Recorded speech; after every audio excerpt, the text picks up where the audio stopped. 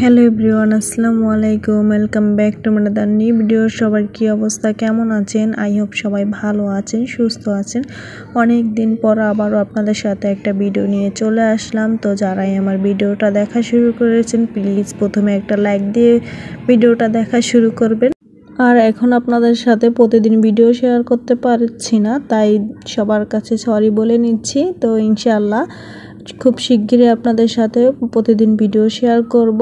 তো এটা হচ্ছে ঈদের পরে বাসায় মেহমান আসছিল, তো অনেক মেহমানই আসছিল, আয়োজন দেখে বুঝতে পারছেন। তো এখানে অনেক আয়োজন চলছে। তো অলরেডি বাইল্লা মাছ ভেজে নিয়েছি, আর হচ্ছে চিংড়ি মাছ। তো দুইটা মাছ আজকে খাওয়াবো, তো দুইটা মাছ এখানে রান্না করে নিব। তাই ফার্স্টে ফ্রাই করে নিয়েছি, আবার সাথে ডালও রান্না করছি। তো ডালের মধ্যে টমেটো দিয়ে দিচ্ছি, আর ডালটা যখন বলক চলে আসে তখনই তো ডালটা ইন্ডাকশন চুলায় রান্না করছি। আর এদিকে হচ্ছে গরুর মাংস হাতে মেখে রেখেছি। তো এখানে 6-7 কেজি গরুর মাংস ছিল, যেহেতু অনেক মানুষের আয়োজন, সেই জন্য মাংসের পরিমাণটাও বেশি নিতে হয়েছে। তো এখানে হচ্ছে চিংড়ি মাছটা ভুনা করে নিব। চিংড়ি মাছটার মধ্যে ভুনা করার জন্য যা যা মশলা লাগে সব রকমের মশলা দিয়েছি, তারপর টমেটো দিয়েছি। তো এখন চিংড়ি মাছটাকেও ঝোল করে নিচ্ছি মশলার সাথে ভালো করে ভুনা করে।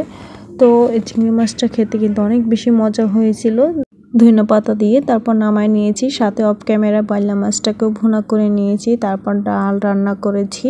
তো অনেক আইটেমে যেহেতু রান্না করেছি এক হাতে, তো সব কিছু ভিডিও করা তো সম্ভব না। তারপর আপনাদের সাথে একটু একটু করে ভিডিও শেয়ার করছি। তো আজকে হচ্ছে সোনালী মুরগি ঝাল করে রান্না করছি। আজকে আর রোস্ট করব না, যেহেতু অনেকবারই যতবার মেহমান আসে অতবারই রোস্ট করা হয়। তো তারপর রোস্টগুলি থেকে যায় আর ওইগুলি নষ্ট হয়ে যায়, খাওয়া হয় না।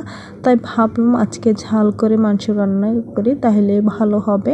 তো ঝাল করে মাংস রান্না করেছি। তারপর করলা ভাজি করেছি চিংড়ি মাছ দিয়ে, সাথে আবার রুই মাছও ফ্রাই করে নিচ্ছি। তো রুই মাছ শুকনাই ফ্রাই করে নিচ্ছি একবারে সর্বশেষে।